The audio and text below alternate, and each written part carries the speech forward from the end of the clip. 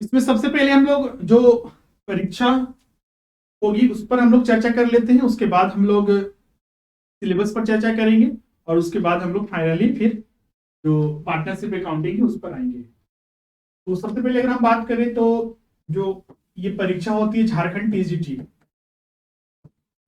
दो पेपर होंगे इसमें, पेपर 1 और पेपर 2। पेपर 1 जो होगा जनरल पेपर होता है जिसमें कि जीके प्लस सामान्य हिंदी के प्रश्न पूछे जाते हैं।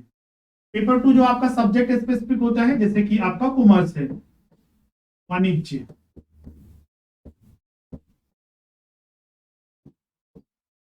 ये जो परीक्षा होती है ये दो पेपर होते हैं, दोनों पेपर एक ही दिन होगा और ये पेपर मोड एग्जाम होता है, ऑनलाइन एग्जाम नहीं होता है। जैसे कि पीजीटी जानते होंगे, तो पीजीटी जो होता है वो ऑनलाइन परीक्षा होती है, कंप्यूटर बेस्ड परीक्षा होती है, जबकि ये पेपर मोड एग्जाम होता है, एक ही दिन में दोनों पेपर होंगे, पेपर मोड।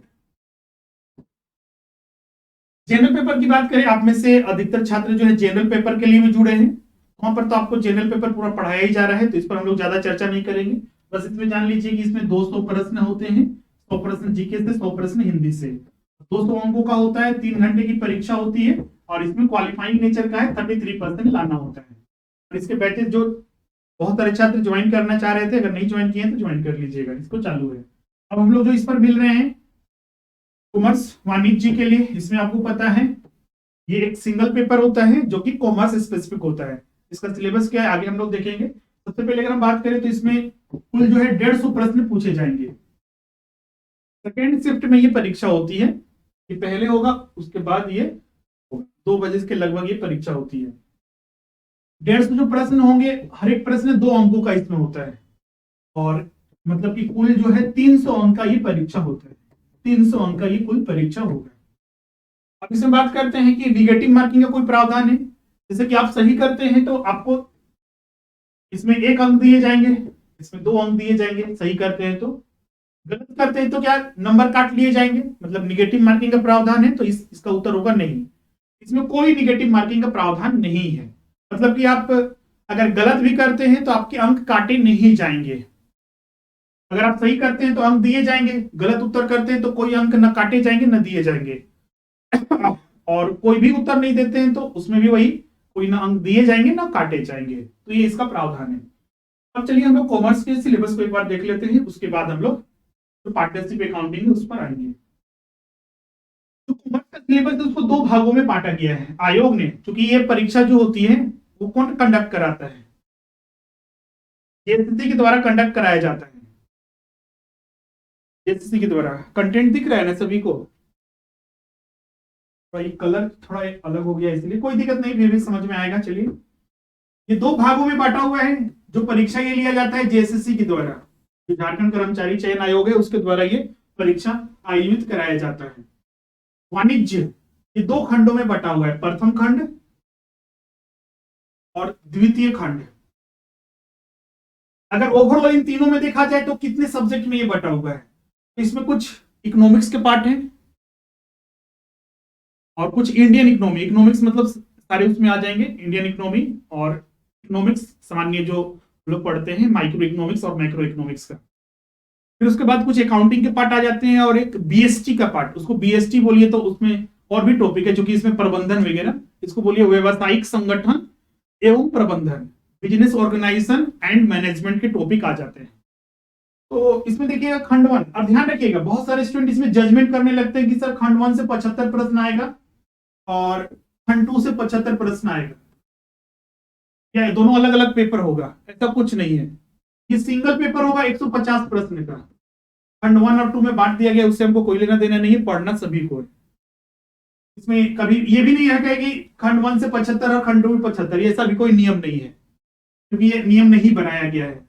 उनको मर्जी है, अगर इससे 50 प्रश्न पूछा जाए, उससे 100 प्रश्न, तो उन पर डिपेंड करता है। तो किसी भी खंड से ज्यादा या कम हो सकता है, उसे हम लोग को लेना देना नहीं है, हम लोग को तैयारी करना है सभी का। अब देखिए इसमें कौन कौन से है, जैसे कि अगर हम बात करते हैं बीएसटी, हमने 3 सेगमेंट बताया कि इसमें 3 टॉपिक्स पर जो है 3 सब्जेक्ट मुख्य रूप से शामिल किए जाते हैं। एक इकोनॉमिक्स हो गया, अर्थशास्त्र,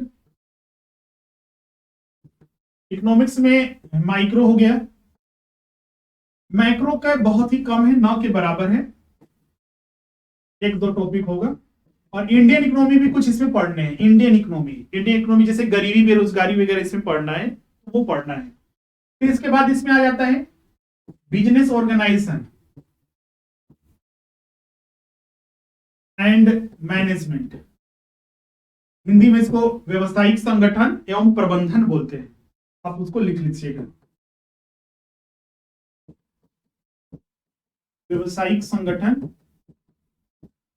एवं प्रबंधन। और लास्ट टॉपिक हो जाता है लेखांकन, अकाउंटिंग।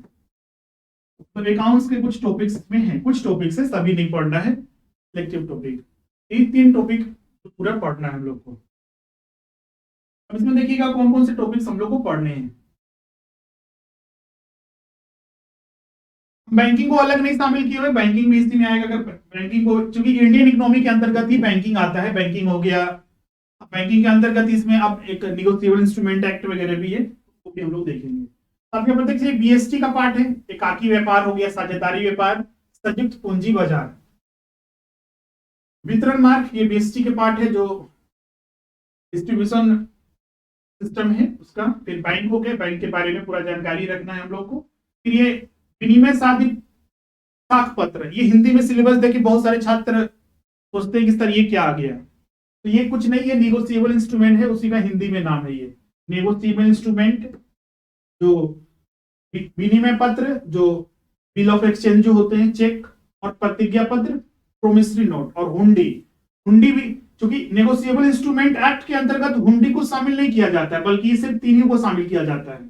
नेगोशिएबल इंस्ट्रूमेंट एक्ट 1881 सिर्फ बिल ऑफ एक्सचेंज, चेक और प्रोमिसरी नोट को डील करता है, जबकि हुंडी पर भी ये लागू होता है। हुंडी भारत में चलने वाला एक स्थानीय, एक बोल सकते हैं कि नेगोशिएबल इंस्ट्रूमेंट है, जिस पर नेगोशिएबल इंस्ट्रूमेंट एक्ट 1881 ही अप्लाई होता है, ये पढ़ना है। फिर व्यवसायिक वित्त के स्रोत जो है, बीएसटी का ही पार्ट है ये। फिर आंतरिक व्यापार, विदेशी व्यापार, प्रबंधन, यही प्रबंधन जो बीएसटी हम बता रहे थे, व्यवसायिक संगठन एवं प्रबंधन, संगठन उसका प्रशासन, कुछ इसके सिद्धांत वगैरह और कुछ वैज्ञानिक प्रबंध। इसमें एक टॉपिक आ जाता है श्रमिकों का पारिश्रमिक भुगतान वगैरह, आदर्श प्रणाली वगैरह, मजदूरी वगैरह, आर्थिक क्रिया, ये इकोनॉमिक्स का भाग है। वही देखिए अर्थशास्त्र, तो अर्थशास्त्र क्या होता है, उसका क्षेत्र, विषय वस्तु, आर्थिक क्रियाएं क्या होती है, अनार्थिक क्रियाएं क्या होती है, उनके बारे में हमें पता होना चाहिए। फिर उत्पादन और उत्पत्ति के नियम, प्रोडक्शन और जो प्रोडक्टिविटी लॉ है, इन सब के बारे में हम लोग को अध्ययन करना है, माइक्रो और माइक्रो इकोनॉमिक्स का पार्ट। अब ये जितना भी आगे है, ये इसमें इकोनॉमिक्स का कुछ पार्ट है और अकाउंटिंग का पार्ट है। देखिए यहाँ पर सबसे पहले तो अकाउंटिंग क्या होती है, उन सब के बारे में। फिर अशुद्धियों का सुधार और भूल चूक खाता वगैरह, जो रेक्टिफिकेशन ऑफ एरर वगैरह, जो एरर्स है उनके बारे में। फिर फाइनल अकाउंट्स वगैरह, जो अंतिम खाते एडजस्टमेंट किए जाते हैं। फिर बीआरएस, बैंक रिकंसिलिएशन स्टेटमेंट जो है, बैंक समाधान विवरण। फिर ये इसमें आ जाता है माल का चालान खाता, संयुक्त साथ ज्वाइंट वेंचर, और ये करेंट अकाउंट वगैरह जो हम लोग तैयार करते हैं वो। और फिर उसके बाद ये जो आज हम लोग स्टार्ट करने वाले, जो येलो से ये बनाया हुआ है ना, इसमें हम लोग स्टार्ट करने वाले हैं यही पार्टनरशिप अकाउंटिंग। पार्टनरशिप अकाउंटिंग में देखिएगा तो यहाँ पर सभी चीज टॉपिक में पढ़ना है। पार्टनरशिप अकाउंटिंग क्या होती है, बिजनेस का फॉर्म है, तो इसमें किस तरह से पार्टनरशिप फर्म जो है उसमें साझेदार का प्रवेश जो होता है, उसका जो गुडविल का वैल्यूएशन किया जाता है, और जो डिफरेंट टाइप ऑफ गुडविल का वैल्यूएशन करने का मेथड है, वो साझेदार का अवकाश वगैरह, मतलब कि जब वो हट जाता है वो, फिर मृत्यु वगैरह होने के बाद क्या एडजस्टमेंट किया जाता है। सीधा सा पार्टनरशिप बिजनेस में अगर कुछ चेंजेस आता है, बदलाव आता है, जैसे कि पीएसआर चेंज हुआ, प्रॉफिट शेयरिंग रेशियो, नया न्यू एडमिशन हुआ, रिटायरमेंट हुआ, या फिर कुछ अवकाश वगैरह लेते हैं, फिर उन सबको पढ़ना है। उसके बाद फिर फर्म का विघटन हुआ तो उसका प्रोसेस क्या है, किस तरह से विघटित होती है, उन सब के बारे में। और खाते का विवरण, इसमें करेंट अकाउंट, जो मतलब जो भी अकाउंट बनाए जाते हैं, डिफिशिएंसी वगैरह अकाउंट, उन सब के बारे में। साझेदारी खाता ये पूरा पढ़ना है। इसमें औसत भुगतान विधि वगैरह कुछ स्पेसिफिक अकाउंट है पढ़ने हैं। और उसके बाद कंपनी के खाते वगैरह, कंपनी के खाते में बहुत ही कम चीजें पढ़नी है। सबसे पहले तो यहाँ पर अंशों का निर्गमन, जब्तीकरण और अंशों का पुनर्निर्गमन, और ये क्लासेस आपके हो चुके हैं। कंपनी अकाउंट्स, एक छात्र शायद पूछ भी रहे थे सर कि कंपनी अकाउंट्स का अगला क्लास कब मिलेगा। कंपनी अकाउंट्स से बस इतना ही पढ़ना है तो कंप्लीट हो चुका है। ये तीनों चीजें तो हमने पढ़ा चुकी है। जो इशू ऑफ शेयर्स, देखिए यहाँ पर सीधा लिखा हुआ है इशू ऑफ शेयर्स, जब्तीकरण, वही जब्तीकरण फॉर फीचर्स जो था, और अंशों का पुनर्निर्गमन, री इशू ऑफ शेयर्स। तो री इशू ऑफ शेयर्स आपका क्लासेस हो चुका है। जो मान लीजिए नए छात्र है वो कहाँ देखिएगा इसको, तो ये वीडियो सेक्शन में जाइएगा, वीडियो सेक्शन में सारे वीडियो मिलेंगे, इसका पीडीएफ स्टडी मटेरियल सेक्शन में मिलेगा। ऐप यूज करने में कोई दिक्कत नहीं होगा, बहुत ही सामान्य ऐप है और बहुत ही बेहतर तरीके से बनाया गया ऐप है, इजी टू यूज है, आप इसको ध्यान में रखिएगा। क्लियर है यहाँ तक सभी को?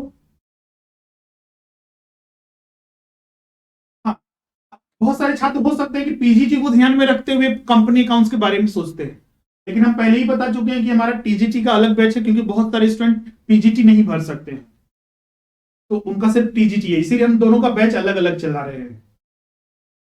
तो इसमें हम लोग उसी को लेके चलेंगे जिनका पढ़ना है। अब अननेसेसरी मान लीजिए टीजीटी में वो है ही नहीं, तो उसको पढ़ के हम लोग क्या करेंगे, इसको ध्यान में रखिएगा। और जिनका पीजीटी है तो वहां तो पढ़ेंगे ही, उसमें कोई दिक्कत नहीं है, तो दोनों का बैच आपको कंबाइन करने की जरूरत नहीं है, जितना इस सिलेबस है वो हो चुका है।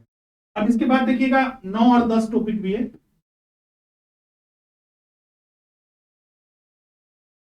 देखिएगा 8वां हो गया, 9वां भारत में निर्धनता, ये भारतीय अर्थव्यवस्था का पार्ट है।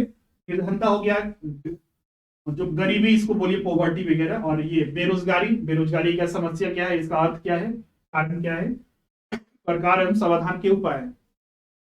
फिर लास्ट में हम लोग जनसंख्या वृद्धि, मतलब जनसंख्या के बारे में भारत में आप देख ही रहे हैं क्या स्थिति है। आने वाले दिनों में विश्व की सबसे बड़ी जनसंख्या वाला देश भारत ही होगा। तो क्या क्या कारण है, और जो फैमिली प्लानिंग वगैरह कर रहे हैं, क्या सरकार कर रही है, तो उन सब के बारे में हम लोग को स्टडी करना है। तो ये फाइनली पूरा सिलेबस हो गया जो हम लोग को टीजीटी में स्टडी करना है। ये लगते तो बहुत छोटे टॉपिक है कि नहीं सर इसने दिया हुआ है, लेकिन इसमें बहुत सारे और भी टॉपिक्स आ जाते हैं, सब टॉपिक्स जो हम लोग को पढ़ना ही पड़ेगा। क्लियर? हम लोग यहाँ पर स्टार्ट कर रहे हैं आज साझेदारी जो खाता है वहां से। अभी क्लासेस तो आपको रेगुलर की बेसिस पर आपको उपलब्ध कराई जाएगी, और जितने भी क्लासेस है लाइव क्लासेस लिए जाएंगे, और कोई आपको दिक्कत नहीं होगा। डाउट वगैरह पूछने के लिए आप डायरेक्ट हमसे मैसेज करके पूछ सकते हैं, मैसेज का ऑप्शन होगा। एक आपके सामने एक स्क्रीन पर देखिएगा हैंड दिख रहा होगा, रेज योर हैंड। ये हैंड का उपयोग क्या करना है, जो आपके स्क्रीन पर है उसका उपयोग बोल के पूछने के लिए, जो कि ये अकाउंटिंग है, इसमें कितना मैसेज कीजिएगा। अब मान लीजिए जो लंबा डाउट होता है तो उसको टाइप करना मुश्किल हो जाता है, तो आप डायरेक्ट हमसे बोल के भी ऑफलाइन क्लासेस के जैसा ही सीधा समझिए कि ये आपके क्लासेस उपलब्ध होंगे, या आप बोल के भी आप उस पर क्लिक कीजिएगा तो हमें रिक्वेस्ट आएगा, हम उसको एक्सेप्ट करेंगे और आप वहां पर बोल के पूछ सकते हैं, कोई दिक्कत नहीं है। क्लियर है? अब क्लासेस के रिगार्डिंग किसी को कोई डाउट है, कुछ पूछना चाहते हैं तो आप यहाँ पर पूछ सकते हैं, उसके बाद हम लोग स्टार्ट करेंगे साझेदारी खाता। ओके संगीता, वेलकम है आपका, वेलकम है आप सभी का। कोई डाउट है यहाँ तक किसी को?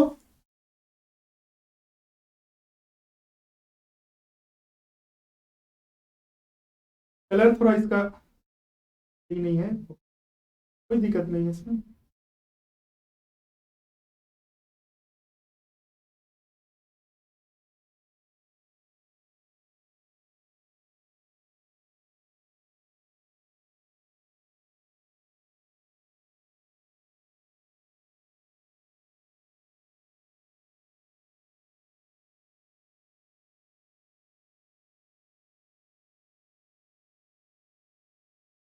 Okay, partnership accounting. सबसे पहले हम लोग पार्टनरशिप अकाउंटिंग के बारे में बात कर लेते हैं, तो उससे पहले कुछ समझना होगा इसके पार्टनरशिप है क्या। पार्टनरशिप सीधा सा एक फॉर्म ऑफ बिजनेस है, जैसे कि आपने एकाकी व्यापार सुना होगा, बीएसटी में हम लोग को वो सब पढ़ना भी है, आगे हम लोग पढ़ेंगे भी। एकाकी व्यापार का सीधा सा मतलब इसको हम लोग इंग्लिश में बोलते हैं सोल प्रोप्राइटर, मतलब सीधा सा एक व्यक्ति अपने बिजनेस को स्टार्ट कर सकता है, सिंगल व्यक्ति जो उसके पास जमा पूंजी होता है उसके आधार पर। लेकिन उसमें बहुत सारी डिमेरिट होती है, और बिजनेस को अगर हम एक्सपेंड करना चाहते हैं बड़े स्तर पर, तो एक सिंगल व्यक्ति कितना बिजनेस को एक्सपेंड कर सकता है। इसीलिए एक से भले दो हैं, मतलब अगर दो व्यक्ति रहेंगे, मतलब दो या दो से अधिक व्यक्ति रहेंगे, तो हम अपने बिजनेस को ज्यादा एक्सपेंड कर सकते हैं, ज्यादा पूंजी आएंगे, मैनेजमेंट करने में भी आसानी होगी, और उसमें भी कुछ बेनिफिट मिलेंगे जो कि सोल प्रोप्राइटर में नहीं मिल पाता है। तो इसी को बोलते हैं पार्टनरशिप। पार्टनरशिप मतलब कि दो या दो से अधिक जो पार्टनर होते हैं, तो इसी को हम लोग बोलते हैं पार्टनरशिप फर्म। मिनिमम इसमें 2 होना चाहिए और या उससे ज्यादा होना चाहिए, इसलिए ग्रेटर देन और इक्वल टू हमने यहां पर लिखा है 2, मिनिमम 2। और मैक्सिमम के आगे प्रावधान बताएंगे, मैक्सिमम का कंपनीज एक्ट के तहत हम लोग डिस्कस करते हैं उसमें। क्लियर यहां तक? तो इसी को बोलते हैं पार्टनरशिप। और हम लोग यहाँ पर पार्टनरशिप के थ्योरीज तो पढ़ते ही हैं, साथ ही इसमें हम लोग अकाउंटिंग करते हैं। अब एक पार्टनरशिप फर्म चल रहा है तो उसके बुक्स ऑफ अकाउंट्स हमें बनाना पड़ सकता है। तो बुक्स ऑफ अकाउंट्स कैसे बनाएंगे, क्या क्या बुक्स ऑफ अकाउंट्स, क्या क्या हमें जनरल एंट्री पास करना पड़ सकता है, कौन कौन से लेजर बनाने पड़ सकते हैं, और क्या क्या एडजस्टमेंट करना पड़ सकता है। अगर फर्म में कोई बदलाव होता है तब हमें क्या क्या उसमें एडजस्टमेंट करने पड़ सकते हैं, इन्हीं सब के बारे में हम लोग इसमें स्टडी करते हैं। इसलिए तो पार्टनरशिप सीधा का मतलब है कि पार्टनरशिप एक बिजनेस है, एक फॉर्म ऑफ बिजनेस है। पार्टनरशिप में भी बहुत सारे डिमेरिट होते हैं जो कंपनी में हम ऑलरेडी बता चुके हैं, कि अगर हम मान लीजिए नेशनल से इंटरनेशनल लेवल पर अपने बिजनेस को बढ़ाना चाहते हैं, तो एक पार्टनरशिप फर्म में उसके लिमिटेशंस होते हैं। लिमिटेशंस होते हैं कि इतना ही पार्टनर्स उसमें जुड़ सकते हैं। जैसे कि पहले 50 था, अगर बैंकिंग अगर पार्टनरशिप फर्म है तो उसमें तो 10 या 20 के लगभग ही होता है। तो यहाँ पर भी रिस्ट्रिक्शन हो जाता है और इसमें अनलिमिटेड लाइबिलिटी होती है। तो ज्यादा बेटर होता है कि हम उसके लिए कंपनी को फॉर्म कर लें। कंपनी भी एक टाइप ऑफ बिजनेस है, उसमें अनलिमिटेड शेयर होल्डर हो सकते हैं, उसमें कितने भी ओनर्स हो सकते हैं, और उसमें पूंजी की भी कोई दिक्कत नहीं होती है, और उसमें लिमिटेड लाइबिलिटी होती है, जो कि हम कंपनी अकाउंट्स में ऑलरेडी आपको बता चुके हैं। क्लियर है? अब यहाँ पर अकाउंटिंग में जो हम लोग पार्टनरशिप अकाउंटिंग में पढ़ते हैं, तो इसमें क्या क्या चीजों को हम लोग को पढ़ना है, सिलेबस में तो ऑलरेडी बता चुके हैं, यहाँ पर भी हम लोग देखते हैं। इसमें सबसे पहले जो बेसिक कॉन्सेप्ट हमें पता होना चाहिए कि पार्टनरशिप जो फर्म होते हैं उसके बेसिक कॉन्सेप्ट, जैसे कि अभी हम कुछ डिस्कस कर रहे थे। उसके बाद हम लोग इसमें डिस्कस करेंगे कि इसमें गुडविल, गुडविल होता क्या है, तो हिंदी में बोलते हैं ख्याति। और गुडविल का वैल्यूएशन, ख्याति का जो हम लोग मूल्यांकन करते हैं वो किस विधि के तहत करते हैं, कौन कौन विधि है। उसके बाद इसमें डिस्कस करते हैं कि अगर एक पार्टनरशिप फर्म चल रहा है और उसी के दौरान, जैसे कि पार्टनरशिप फर्म होता है ना, तो उसमें मान लीजिए 2 पार्टनर है ए और बी, तो फर्म में जितना भी प्रॉफिट होगा इन दोनों के बीच में बटेगा। तो पार्टनरशिप फर्म बनते वक्त ही ये दोनों एग्रीमेंट कर लेते हैं कि जितना प्रॉफिट होगा तो उसका मान लीजिए 40% ए रखेगा और 60% बी रखेगा। तो अगर एग्रीमेंट किए तो ठीक, अगर नहीं एग्रीमेंट किए तो आगे हम बताएंगे कि क्या किया जाता है। तो जो भी एग्रीमेंट करते हैं तो दोनों के बीच में बटेगा। फिर बाद में ये डिसीजन होता है 2 साल के बाद कि नहीं, हम प्रॉफिट हमको 50 भी मिलना चाहिए और इसको भी 50-50-50। तो यही चीज है यहाँ पर कि चेंज इन पीएसआर, इसी को बोलते हैं पीएसआर। पीएसआर का मतलब यही प्रॉफिट शेयरिंग रेशियो, मतलब जो प्रॉफिट डिस्ट्रीब्यूट किया जा रहा है पार्टनर्स के बीच में फर्म का, उसी में अगर बदलाव होता है तो उसमें क्या क्या करने पड़ सकते हैं, क्या क्या वैल्यूएशन करना पड़ता है। फिर जब पार्टनर्स का एडमिशन होता है, मान लीजिए 2 पार्टनर पहले से चला रहे थे, एक तीसरा व्यक्ति आया बोलता है कि हमें भी ऐड कर दो, मतलब कि हम भी आपके बिजनेस में शामिल होना चाहते हैं। अब इसको क्यों ऐड करेंगे, तो ये आएगा तो इसके बिजनेस में या तो गुडविल बढ़ेगा, मतलब कि ख्याति बढ़ेगी। एक बहुत ही फेमस अमिताभ बच्चन या फिर कोई बहुत बड़ा एक व्यक्ति है, इसके पास पैसे बहुत ज्यादा है, तो ये बिजनेस में अपना शामिल होगा, तो इसका भी बिजनेस ग्रोथ करेगा, इसलिए एक नया पार्टनर एग्रीमेंट हो सकता है। तो वही हम लोग को एडजस्टमेंट करना है। फिर रिटायरमेंट, मान लीजिए अब इसमें 3 पार्टनर हो गए, कुछ दिन बाद हो सकता है कि ये रिटायर होना चाहता है, मतलब ये अभी इस बिजनेस का पार्ट नहीं रहना चाहता है, या फिर हो सकता है कि एक का डेथ हो गया। रिटायरमेंट और डेथ, वही हम लोग को 2 चीजें। इसमें एक डेथ के बाद आता है एक पॉलिसी, ज्वाइंट लाइफ पॉलिसी आता है, जेएलपी इसको हम लोग बोलते हैं, जेएलपी ज्वाइंट लाइफ पॉलिसी। तो यहां तक इन चीज के बारे में पढ़ना है हम लोग को। जब फर्म एग्जिस्टिंग में है तब ये सारे सिचुएशन हो सकते हैं। और इसमें एक लास्ट टॉपिक ये पढ़ना है कि अगर एक फर्म डिसॉल्व होगा, पार्टनरशिप फर्म डिसोल्यूशन होगा, तो उसके क्या क्या हमको एडजस्टमेंट कर सकते हैं और उसके क्या क्या कॉन्सेप्ट्स हैं, तो लास्ट टॉपिक है। एक एक करके हम लोग यहाँ पर डिस्कस करेंगे। सबसे पहले हम लोग इसमें स्टडी करते हैं बेसिक कॉन्सेप्ट्स ऑफ पार्टनरशिप। यहाँ पर ध्यान रखिएगा, एक कंपनी जब हम पढ़ा रहे थे तो उसमें देख रहे थे कि हर चीज लीगल वे से हो रहा था, एक कंपनी का फॉर्मेशन भी लीगल तरीके से हो रहा था, क्योंकि एक कंपनी जब फॉर्म करेगी तो उसके लिए कंपलसरी होता है कि रजिस्ट्रेशन कंपलसरी है, रजिस्ट्रेशन कंपलसरी है। वो लिक्विडेट भी करेगा, बंद भी होगा, तो उसके लिए भी लीगल प्रोसेस है, लीगल प्रोसेस के तहत ही होता है। इसलिए हमने एक फीचर भी पढ़ाया था कि कंपनी फॉर्म भी लीगल वे से होती है और बंद भी लीगल वे से होती है। पार्टनरशिप पर क्या होगा? इसका उत्तर होगा नहीं। पार्टनरशिप फर्म जो होते हैं रजिस्ट्रेशन करवा भी सकते हैं, अगर इनको मन करता है कि रजिस्ट्रेशन हमें नहीं कराना है तो ये उनके ऊपर डिपेंड करता है। तो मतलब कि एक पार्टनरशिप फर्म रजिस्टर्ड होना कंपलसरी नहीं है, ऑप्शनल इनके पास होता है। रजिस्टर्ड भी हो सकते हैं या फिर नहीं भी हो सकते, स्वैच्छिक हो सकते, स्वैच्छिक है इस पर। फिर भी लेकिन इस पर बहुत सारे जो लॉज वगैरह होते हैं वो लागू होते हैं भारत में। जैसे कि हमने बताया था कंपनीज एक्ट पर, कंपनीज एक्ट 2013 अभी लागू हो रहा है, पहले 1956 था, उससे पहले 48 49 का था, उसमें संशोधन हुआ था, उससे पहले 1930 था। अब बात करते हैं कि पार्टनरशिप फर्म के लिए कौन सा एक्ट है इंडिया में। वो है इंडियन पार्टनरशिप एक्ट 1932, ब्रिटिश का ही बनाया हुआ है, लेकिन समय समय पर इसमें संशोधन हुए हैं इंडिया इंडिपेंडेंस होने के बाद भी। तो यही एक्ट जो होता है अप्लाई होता है पार्टनरशिप फर्म पर। इस एक्ट में भी पार्टनरशिप को डिफाइन किया गया है अंडर सेक्शन 4। एग्जाम में पूछा जाता है, कुछ कुछ सेक्शन हम यहाँ पर बताएंगे, जैसे कंपनीज एक्ट में बता रहे थे ना कि ये सेक्शन महत्वपूर्ण है, उसको आपको ध्यान में रखना है। इसमें भी कुछ सेक्शंस है, सारे नहीं, कुछ सेक्शंस है जो आपको ध्यान में रखना है, क्योंकि इस पर ये कुछ बहुत सारे फर्म पर ये स्वैच्छिक होता है, उसका रजिस्ट्रेशन कंपलसरी नहीं है, तो हर जगह ये नहीं मिलेगा, कुछ कुछ जगह मिलेगा कि हाँ, कि अगर मान लीजिए कोई डिस्प्यूट वगैरह होता है या फिर कुछ भी चीजें, तो ये एक्ट अप्लाई करके उसको रिजोल्व किया जाएगा। तो यहाँ पर सेक्शन 4 में डिफाइन किया गया है the relation between persons who have agreed to share the profit of the business carried on by all or any of them acting for all. इसका मतलब क्या होगा? सेक्शन 4 में डिफाइन किया गया है कि पार्टनरशिप वह है जो एक बिजनेस को चलाया जाता है बहुत सारे पार्टनर्स के द्वारा। अब मान लीजिए यहाँ पर ABC 3 पार्टनर हैं, तीनों मिलकर बिजनेस चला रहे हैं, और ये इस बिजनेस का जो प्रॉफिट होगा अपने बीच में ये बांटेंगे। अब सवाल उठता है कि ये बिजनेस को कौन चलाएगा? तीनों पार्टनर तो है, तो यहाँ पर इसको डिफाइन कर दिया गया है कि कैरिड ऑन बाय ऑल, सारे मिलकर चला सकते हैं या फिर इनमें से कोई एक चला सकता है। पार्टनर सभी है, ABC तीनों पार्टनर ही है, लेकिन इसमें आपको हम बताएंगे आगे टाइप्स ऑफ पार्टनर। इसमें कुछ स्लीपिंग पार्टनर होते हैं और कुछ एक्टिव पार्टनर होते हैं।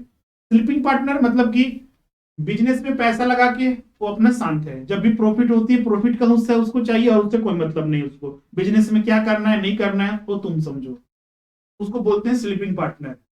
इसीलिए यहाँ पर लिखा हुआ है कि carried on by all or any of them acting for all, कि अगर मान लीजिए कुछ इसमें A और B स्लीपिंग पार्टनर है, C एक्टिव पार्टनर है, तो C इस बिजनेस को चला रहा है, क्लियर? और जो भी प्रॉफिट होगा फिर at the end of the year तीनों के बीच में बढ़ जाएगा, क्लियर? यही पार्टनरशिप है जो इस एक्ट में डिफाइन किया गया। अब यहाँ पर बात करते हैं पार्टनर्स और फर्म क्या है, दोनों अलग अलग चीजें हैं। पार्टनर्स वो हो गए जो एग्रीमेंट इंटर करके एक बिजनेस को बनाते हैं, वो फर्म कहलाया, clear? Persons who have entered into partnership with one another are individually known as partner। हर एक जो पर्सन इस एग्रीमेंट में इन्वॉल्व होगा वो पार्टनर्स कहलाता है। और जैसे A यहाँ पर एक पार्टनर है, B एक पार्टनर है और C एक पार्टनर है, ये इंडिविजुअली। लेकिन अगर ABC बोले तो ये एक फर्म कहलाएगा, कोलेक्टिवली अगर बोले तो A B and C company, तो ये फर्म हो गया। फिर इस चीज को यहाँ पर डिफाइन किया गया है इसमें, in other word of firm is collection of partner, group of partner बोल सकते हैं या फिर collection of partner. The assets of the firm are joint property of the partners. जैसे कि हम लोग कंपनी में एक फीचर्स देख रहे थे कि कंपनी का एसेट्स शेयर होल्डर के शेयर होल्डर का नहीं होता है, या फिर बोल सकते हैं बोर्ड ऑफ डायरेक्टर का नहीं होता है। कंपनी का जो एसेट्स होता है एक सेपरेट प्रॉपर्टी होता है, लेकिन यहाँ पर ऐसा नहीं है। पार्टनरशिप फर्म में जितने भी प्रॉपर्टी होता है वो ऑल पार्टनर, एक यहाँ पर ध्यान रखिएगा, ऑल पार्टनर्स का होता है, जितने भी पार्टनर्स होते हैं, ये इसका एक खास फीचर्स है। तो ये इसका मुख्य डिफिनेशन हो गया जो इसके तहत हमने डिस्कस किया एक्ट के तहत। अब यहाँ पर एक साइलेंट फीचर्स भी हम लोग डिस्कस करेंगे। साइलेंट फीचर्स मतलब कि पार्टनरशिप की क्या विशेषता होती है पार्टनरशिप फर्म की। तो सबसे पहली विशेषता तो इसकी यही है कि इसमें कम से कम 2 पार्टनर होते हैं, कम से कम 2 पार्टनर होंगे, वही मिलकर बिजनेस को चला सकते हैं। अब यहाँ पर आपके मन में सवाल उठेगा सर कि मैक्सिमम कितने पार्टनर हो सकते हैं। तो इसका डिफिनीशन इंडियन पार्टनरशिप एक्ट 1932 में नहीं मिलता है। ये जो डिफिनीशन हमने बताया नहीं, कम से कम 2 पार्टनर होंगे, ये इंडियन पार्टनरशिप एक्ट 1932 में बताया गया है। लेकिन मैक्सिमम पार्टनर्स के बारे में इस एक्ट में कुछ भी नहीं बताया गया है। इसका डिफिनीशन कहां मिलेगा, तो वो कंपनीज एक्ट में, कंपनीज एक्ट में बताया गया है कि एक फर्म में कितने पार्टनर्स हो सकते हैं। यहाँ पर देखिए कंपनीज एक्ट 2013 ही है, जब 13 आया था ना तो उसके बाद बहुत सारे उसमें अमेंडमेंट किए गए थे, उसी को कहा जाता है कंपनीज मिसलेनियस रूल्स 2014। इसी में बताया गया है कि maximum number of partners in a firm 100 हो सकता है।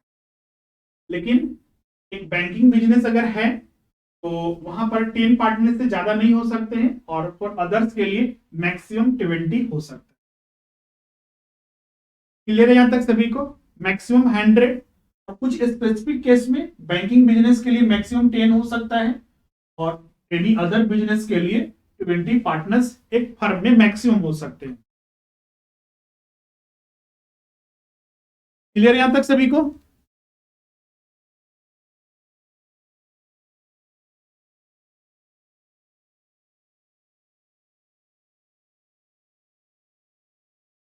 अब अगले फीचर्स में चलते हैं। थर्ड, पार्टनरशिप बिजनेस, जो बिजनेस होता है उसमें बिजनेस का क्या मतलब है? बिजनेस का मतलब कि किसी भी तरह का ट्रेड हो सकता है, जैसे कि कोई कपड़े का बिजनेस कर रहा है, या फिर कुछ चार्टर्ड अकाउंटेंसी फर्म है, प्रोफेशन भी हो सकता है। तो मतलब कि इसमें दोनों चीज आएगा, ट्रेड या फिर प्रोफेशन, या फिर कोई ऑक्यूपेशन वगैरह, लॉयर अगर है। क्लियर है? जैसे कि यहाँ प्रोफेशन क्यों रखा गया है, क्योंकि जो सर्विसेज उपलब्ध कराते हैं, जैसे कि लॉयर हो गया, डॉक्टर हो गया, एक चार्टर्ड अकाउंटेंट हो गए, तो सर्विसेज उपलब्ध कराते हैं, इसीलिए उनके लिए प्रोफेशन। क्लियर है? चौथा इसका जो फीचर्स है वो यह है कि जितने भी पार्टनरशिप फर्म होते हैं उसमें जो भी प्रॉफिट अर्न होता है वो सारे के सारे पार्टनर्स के बीच में डिवाइड किए जाते हैं। और ये डिवीजन किस आधार पर होगा? जो भी म्यूचुअली एग्रीड है, एग्रीमेंट दोनों के, मतलब हर एक पार्टनर के बीच में होगा। मान लीजिए ए, बी और सी 3 पार्टनर हैं, तो तीनों मिलकर आपस में एग्रीमेंट करेगी कि 1:2:3 के आधार पर जितना भी प्रॉफिट होगा डिवीजन किया जाएगा। क्लियर है? तो ये इसकी विशेषता है। अब यहां पर एक सवाल ये भी उठता है कि जैसे कि आगे हम बताएंगे कि इसमें एक डीड बनाया जाता है, एग्रीमेंट जो होता है ना, जैसे कि हमने बोला यहाँ पर पार्टनर्स के बीच में एग्रीमेंट होता है, और इस एग्रीमेंट को बोला जाता है पार्टनरशिप डीड। तो पार्टनरशिप जो डीड बनाया जाता है, अगर मान लीजिए बहुत सारे पार्टनरशिप फर्म तो बनाते हैं, मान लीजिए कोई पार्टनरशिप जो फर्म है वो नहीं बनाते हैं, तो ये एग्रीमेंट तो होगा ही नहीं कि प्रॉफिट किस रेशियो में पार्टनर्स के बीच में बटेगा। तब ऐसा सिचुएशन हो तो उस समय जितने भी पार्टनर्स हैं उनके बीच में उस फर्म का प्रॉफिट को इक्वली डिस्ट्रीब्यूट करते हैं, इक्वल हो जाएगा 50-50। मान लीजिए ए और बी पार्टनर है, in the absence of partnership deed जो फर्म का प्रॉफिट होगा ए और बी के बीच में इक्वली डिविजिबल। क्लियर? पांचवा इसका फीचर्स है जो डिफिनेशन में हम बता रहे थे कि फर्म को या तो सारे पार्टनर मिलके चला सकते हैं, या फिर उनके बिहाफ पर उनमें से कोई एक चला सकता है, या फिर 2 चला सकते हैं, जो उनके एग्रीमेंट है उसके आधार पर। यहां पर नोट करके लिखा हुआ है कि if there is no provisions or if there is no partnership deed. सबसे पहले पार्टनरशिप डीड के बारे में समझते हैं कि पार्टनरशिप डीड होता क्या है। पार्टनरशिप डीड का सीधा सा मतलब है कि पार्टनरशिप डीड एक एग्रीमेंट होता है जो कि किनके बीच में एग्रीमेंट होगा? पार्टनर्स के बीच में। पार्टनर्स के बीच में साझेदार, हिंदी में इसको साझेदार बोलते हैं, साझेदार के बीच में जो एग्रीमेंट होता है, समझौता होता है, उसी को बोलते हैं पार्टनरशिप डीड। पार्टनरशिप डीड जो होता है वो दो तरह का हो सकता है। ओरली, ओरली मतलब सीधा सा आपस में ए और बी दोनों चाय पर बैठे थे, दोनों ने आपस में बात कर लिया, एक बिजनेस चलाना है, बिजनेस स्टार्ट हो गया, फर्म हो गया, ये ओरली हो गया। इसके लिए कोई रिटन डॉक्यूमेंट नहीं तैयार किया गया। और एक रिटन होता है जो कि लीगली डॉक्यूमेंटेड होता है कि हाँ दोनों के सिग्नेचर होंगे, बनाया जाएगा, या फिर एफिडेविट करवा लिए तो सिग्नेचर होगा। तो ये सारे, अब ऐसा क्यों किया जाता है? तो क्योंकि अभी हमने बताया कि पार्टनरशिप फर्म के लिए रजिस्ट्रेशन कंपलसरी नहीं है, ये तो स्वैच्छिक होता है कि आप रजिस्ट्रेशन करवा भी सकते हैं या फिर नहीं करवा सकते हैं। इसीलिए ओरली का भी ऑप्शन इसमें होता है, जबकि कंपनी वगैरह में तो ऐसा नहीं कर सकते हैं।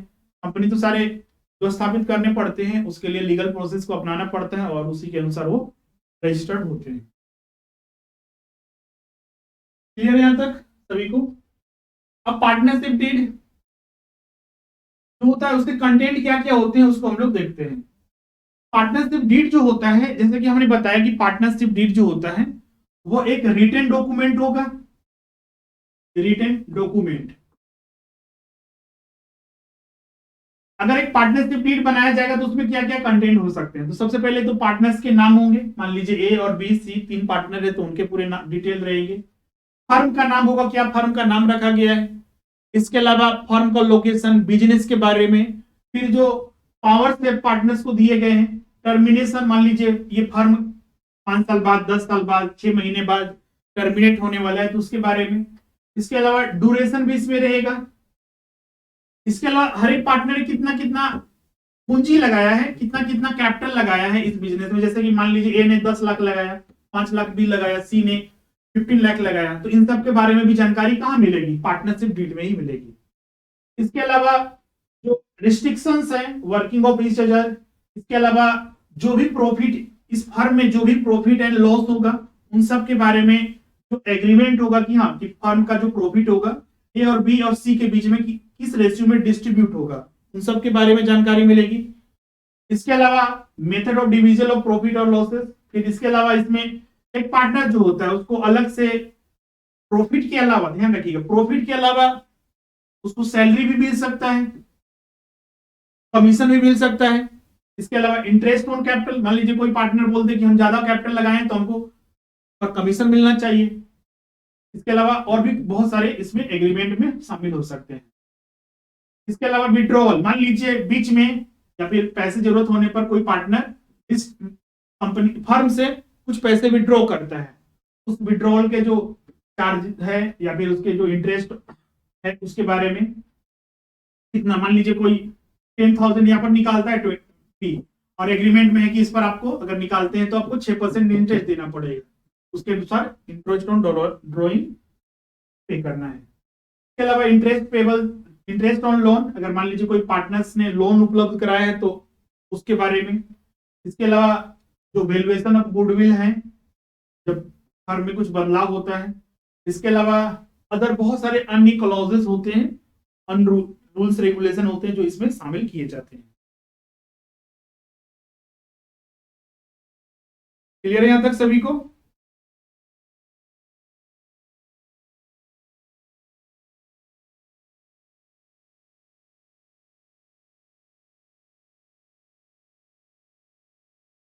क्लियर है पार्टनरशिप डीड में?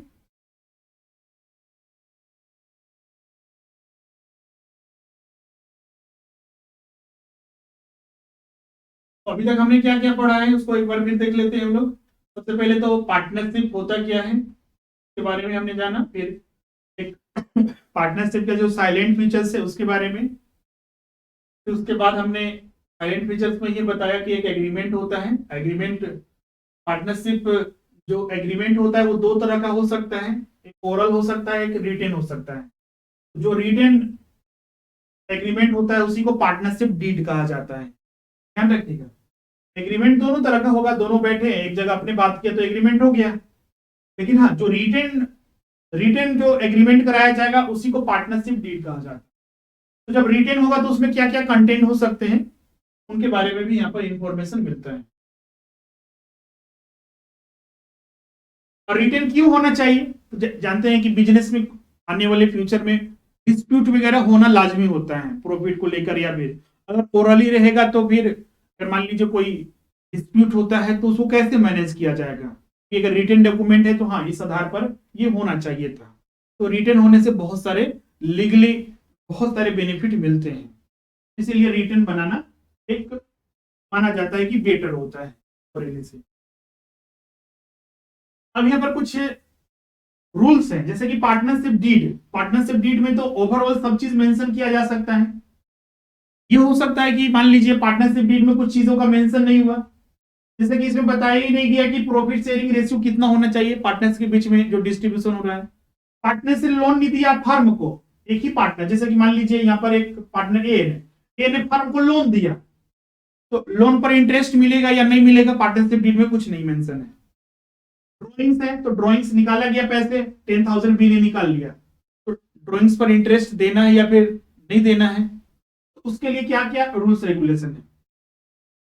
अगर मान लीजिए पार्टनरशिप फर्म में कोई भी ऐसा रूल्स नहीं बनाया गया जो होना चाहिए था लेकिन नहीं बनाया गया, और फ्यूचर में ऐसी सिचुएशन आ सकता है जैसे कि पीएसआर किस तरह से डिविजन करे, पार्टनरशिप डीड में तो है ही नहीं, तो ऐसे सिचुएशन में इंडियन पार्टनरशिप एक्ट 1932 अप्लाई होगा।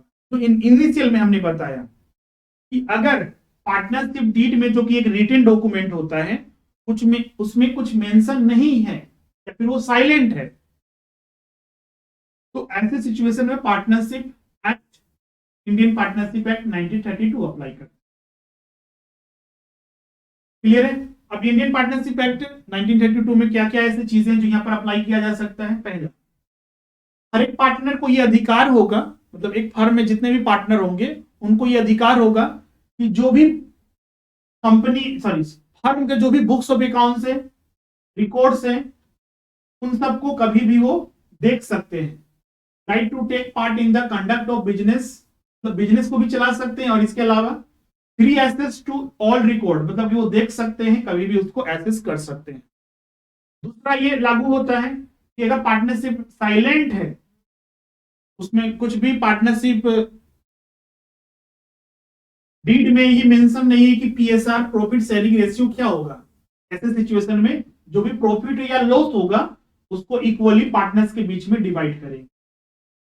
तीसरा, जैसे कि अभी हमने बताया कि जो कैपिटल, मान लीजिए कोई पार्टनर ने ज्यादा कैपिटल कंट्रीब्यूट किया है, तो पार्टनरशिप डीड में एग्रीमेंट बनाया गया कि उसने ज्यादा कंट्रीब्यूट किया है तो उसको 6% पर कोई इंटरेस्ट उस पर या कमीशन दिया जाएगा। लेकिन इसके बारे में कोई भी मतलब कि पार्टनरशिप डीड में ऐसा कोई नियम नहीं है। एक पार्टनर था जिसने 50 लाख कंट्रीब्यूट किया, एक पार्टनर ने मात्र 10 लाख कंट्रीब्यूट किया, लेकिन पार्टनरशिप डीड में ऐसा कुछ मेंशन ही नहीं कि जो 50 लाख किया है उसको ज्यादा कमीशन या इंटरेस्ट मिलेगा। तो ऐसे सिचुएशन में क्या उसको इंटरेस्ट दिया जाएगा, तो इंडियन पार्टनरशिप एक्ट अप्लाई होगा उस पर, क्योंकि अगर पार्टनरशिप डीड अगर साइलेंट है तो वहां पर हम लोग इंडियन पार्टनरशिप एक्ट अप्लाई करते हैं। तो ऐसे सिचुएशन में जो भी कैपिटल कंट्रीब्यूट किया गया है, अगर पार्टनरशिप डीड में नहीं लिखा हुआ है कि उसको पर इंटरेस्ट मिलेगा तो नहीं दिया जाएगा। या फिर ड्रॉइंग्स के केस में भी ऐसा ही, अगर ड्रॉइंग्स के पार्टनरशिप डीड में अगर लिखा हुआ है कि इंटरेस्ट दिया जाएगा तो तभी मिलेगा। अगर मान लीजिए पार्टनरशिप डीड में कुछ भी मेंशन नहीं है कि ड्रॉइंग अगर कोई करेगा पार्टनर तो उस पर इंटरेस्ट लिएगा फर्म या नहीं लेगा, नहीं लेगा according to Indian partnership act. Capital में भी वही। सैलरी, पार्टनर सैलरी की बात करते हैं। मान लीजिए पार्टनरशिप डीड में साइलेंट है कि पार्टनर्स को सैलरी मिलेगा या नहीं मिलेगा, क्योंकि वो ज्यादा काम करता है तो बोलता है कि हमको ज्यादा सैलरी, मतलब सैलरी हमको मिलना चाहिए। अगर पार्टनरशिप डीड अगर साइलेंट है तो सैलरी नहीं मिलेगा according to Indian partnership act. इस तरह के रूल्स होते हैं। एक चीज यहां पर सिर्फ ध्यान रखना है, पार्टनर्स लोन पर इसमें पहला दूसरा इक्वली और एक चौथा, ये पॉइंट बहुत इंपॉर्टेंट है। पार्टनर्स लोन ध्यान रखिएगा, पार्टनर्स कैपिटल और पार्टनर्स लोन दो अलग अलग चीजें हैं। पार्टनर्स कैपिटल बोल दिया मतलब सीधा सा कि फर्म में एज अ ओनर्स के तौर पर जो कंट्रीब्यूट किया जाता है उसको हम लोग कैपिटल बोलते हैं, पूंजी बोलते हैं। लेकिन अगर हम पार्टनर्स लोन बोलते हैं, जैसे कि ए बी सी 3 पार्टनर थे, इन्होंने कैपिटल कंट्रीब्यूट किया। अब पैसे की बिजनेस में आवश्यकता पड़ गई तो सोचे कि जाकर बैंक से लोन लेंगे, लेकिन सी ने बोला कि नहीं, हमारे पास सफिशिएंट फंड है, अगर बैंक से लोन लेना है उसके बदला हम ही खुद लोन उपलब्ध करा देंगे। तो इसने फर्म के नाम पर 10 लाख रुपए का लोन दिया। ये इसी को बोलते हैं पार्टनर्स लोन।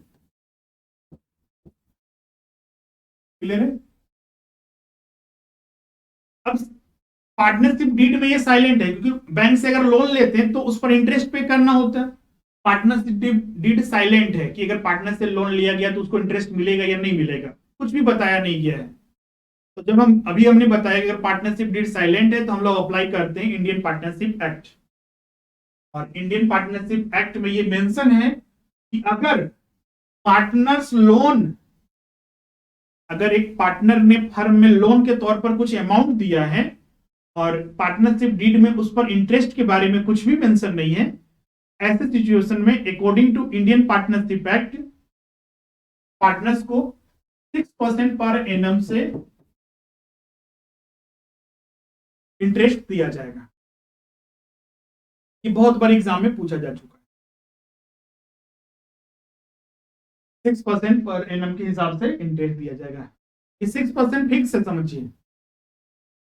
एग्रीमेंट कुछ भी हो सकता था, एग्रीमेंट तो हुआ ही नहीं कि इंटरेस्ट उस पर मिलेगा पार्टनर्स लोन पर या फिर नहीं। अगर एग्रीमेंट मतलब ऐसे कंडीशन में इंडियन पार्टनरशिप एक्ट अप्लाई होगा और 6% एनम के हिसाब से इंटरेस्ट दिया जाएगा। इसको ध्यान में रखिए। और ड्राइंग्स के बारे में, अगर पार्टनरशिप डीड साइलेंट है तो कोई भी इंटरेस्ट ऑन ड्राइंग्स नहीं मिलेगा। क्लियर है यहां तक?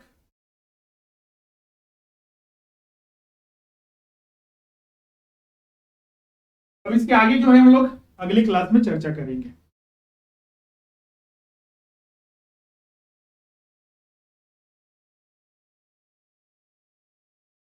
एक बार फिर से बताएं, सीधा सा इसमें ये है कि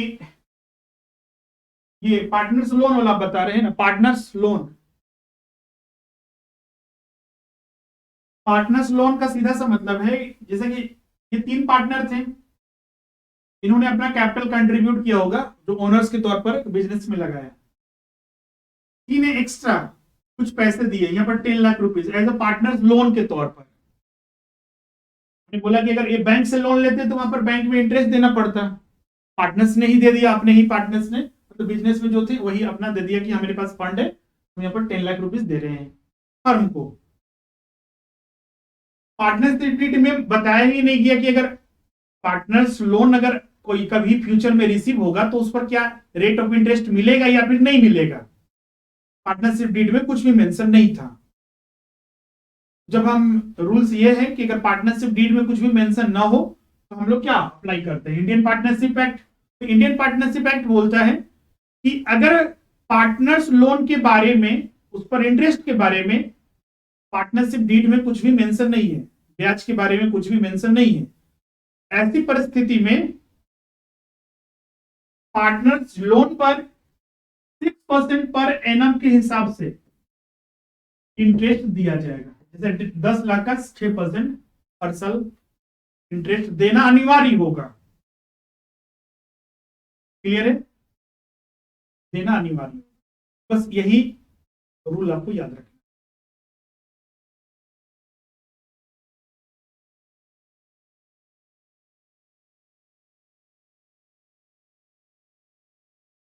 अब इसके आगे हम लोग कैपिटल अकाउंट से स्टार्ट करेंगे। कैपिटल अकाउंट भी बहुत ही इंपोर्टेंट होता है। इसमें आप देखते हुए करंट अकाउंट हो गया, कैपिटल अकाउंट हो गया, तो ये क्या है सबके बारे में अब हम लोग अगली क्लास में डिस्कस। आज के लिए बस इतना ही। और किन्हीं कोई डाउट है, कुछ पूछना चाहते हैं तो आप यहाँ पर पूछ सकते हैं।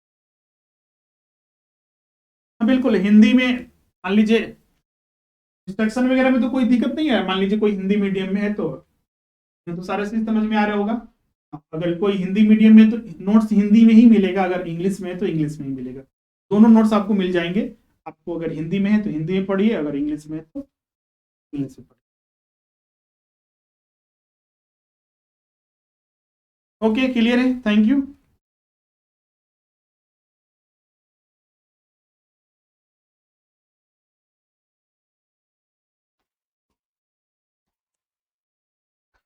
हाय एवरीवन, आज के सेशन में आप सभी का स्वागत है।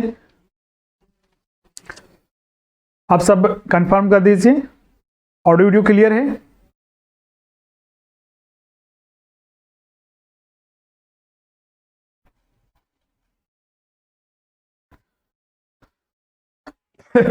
तो आज हम लोग जो यहाँ पर चर्चा करेंगे पार्टनरशिप अकाउंटिंग का लेक्चर 2।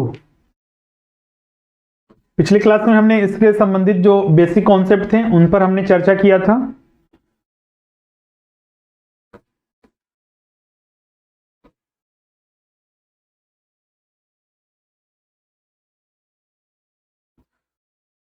गुड इवनिंग, आप सभी का स्वागत है।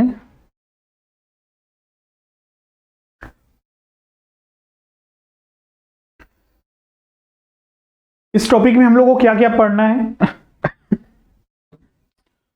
तो basics, goodwill, PSR change, admission, retirement, death और डिसोल्यूशन।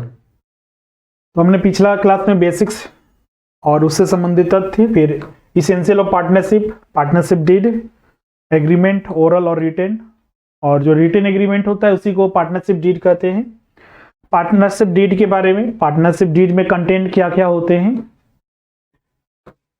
उनके बारे में। अगर पार्टनरशिप डीड में कोई प्रोविजंस ना हो तो उसके लिए कुछ स्पेशल प्रोविजंस जो हम लोग अप्लाई करते हैं according to Indian partnership act 1932। फिर उसके बाद हमने लोन अकाउंट के बारे में बताया था। तो लोन अकाउंट तो दो तरह के होते हैं यहाँ पर, जिससे एक आउटसाइडर से लोन लेते हैं और एक पार्टनर से लोन लेना, दोनों में अंतर होता है। और पार्टनर से लोन लेने के लिए भी हमने एक नियम बताया था कि अगर पार्टनरशिप डीड में अगर पार्टनर्स लोन के बारे में, पार्टनर्स जो लोन है उसके रेट ऑफ इंटरेस्ट के बारे में कोई भी इंफॉर्मेशन नहीं है, तो यहां पर आपसे प्रश्न ये पूछा जा रहा है कि उस पर लोन दिया जाएगा या नहीं दिया जाएगा, यस या नो।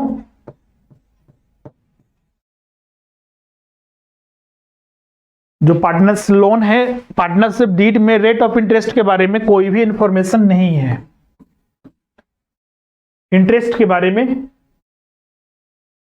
तो प्रश्न यह है कि उस पार्टनर्स लोन पर इंटरेस्ट दिया जाएगा, यस या नो।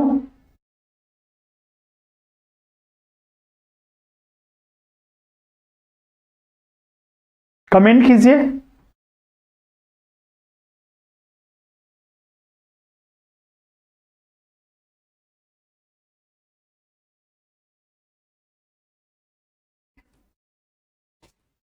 यस दिया जाएगा, बिल्कुल दिया जाएगा, अगर इंफॉर्मेशन नहीं है तो भी।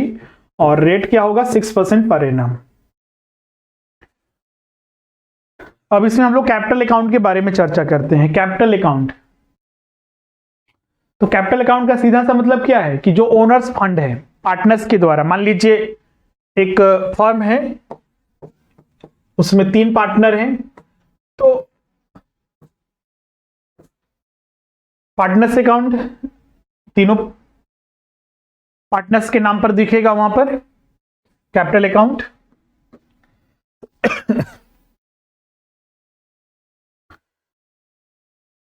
पार्टनर्स कैपिटल अकाउंट में जितना भी फर्स्ट टाइम इंट्रोड्यूस किया जाता है, जैसे मान लीजिए एक पार्टनर ने इनिशियली 10 लाख रुपीस दिया, फर्दर 2 साल के बाद फिर से 2 लाख रुपया इसमें और दिया, 1 साल के बाद इसने 1 लाख रुपया विड्रॉ किया, तो इसी का जो closing balance at the end of year देखेगा, जितना ओपनिंग कैपिटल है, further capital introduce minus withdrawing, और फाइनल वही क्लोजिंग बैलेंस हम लोग निकालते हैं।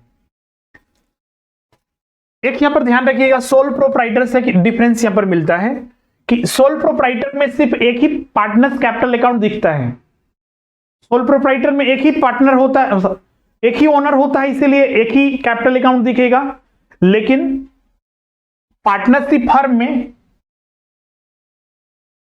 कम से कम दो कैपिटल अकाउंट दिखेंगे। क्यों? क्योंकि इसमें जितने भी पार्टनर्स होंगे फंड लगाएंगे। क्लियर है? मतलब एक से ज्यादा इसमें कैपिटल अकाउंट देखने को मिलते हैं। अब बोलिएगा सर कि यहां पर एक से ज्यादा क्या है? मान लीजिए हम कैपिटल अकाउंट बनाते हैं ABC, तो यह मर्ज करके दिखा दिया गया है, वरना फिर हम लोग यहां पर अलग अलग बनाते हैं, A's capital account, B's capital account, C's capital account, लेकिन सीधा सा मर्ज करके एक साथ दिखा दिया जाता है, इसीलिए लगता है, वरना ये 3 अलग अलग अकाउंट हैं। अब यहाँ पर जो पार्टनरशिप अकाउंटिंग में कैपिटल अकाउंट बनाए गए हैं, 2 तरह के बताए गए हैं, एक फिक्स कैपिटल अकाउंट और एक fluctuating capital account. Fix capital account के अंतर्गत 2 अकाउंट तैयार किए जाते हैं, एक पार्टनर्स कैपिटल अकाउंट और एक partners current account. Partners capital account और partners current account. Current account fix मतलब सीधा सा ध्यान रखिए कि इसमें जो कैपिटल रहेगा वो फिक्स रहेगा,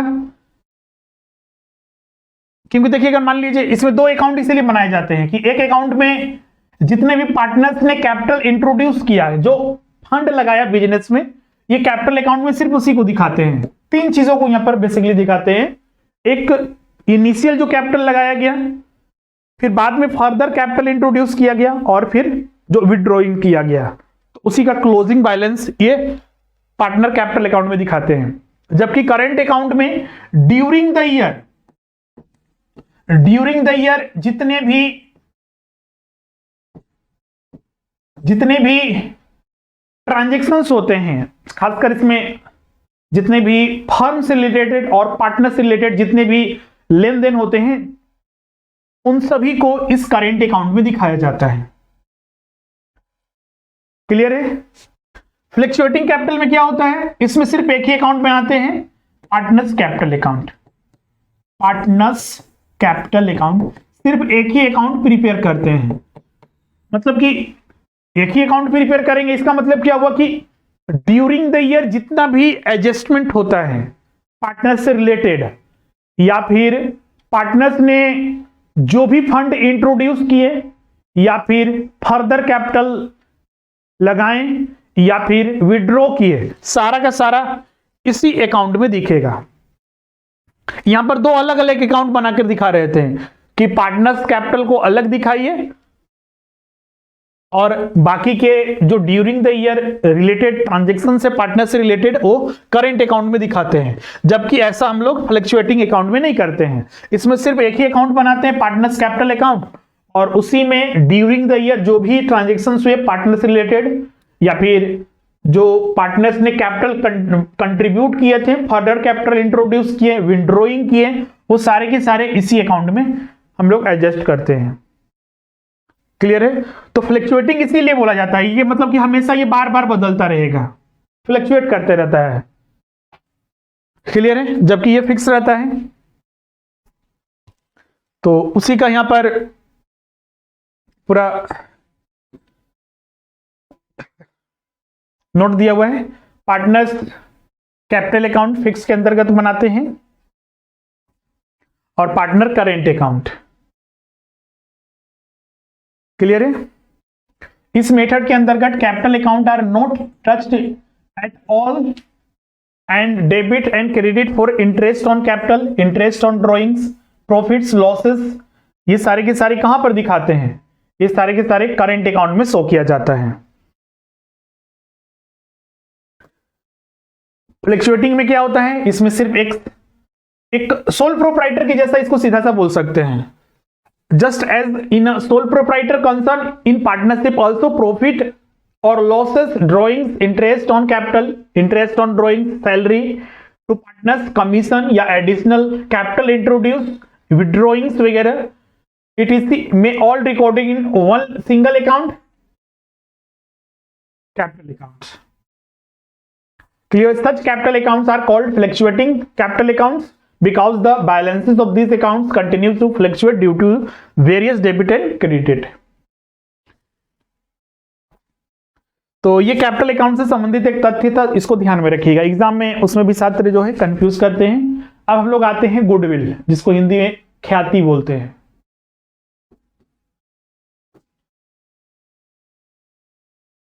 गुडविल, पार्टनरशिप फर्म में गुडविल क्या होता है? गुडविल का सीधा सा मतलब रखिए, गुडविल एक तरह से उसका रेपुटेशन, कि उस फर्म का क्या रेपुटेशन है, गुडविल है। गुडविल नहीं बोलते जैसे कि तुम्हारा मार्केट में क्या गुडविल है, मतलब कि जो बिजनेस चल रहा है उसका मार्केट में क्या वैल्यू है।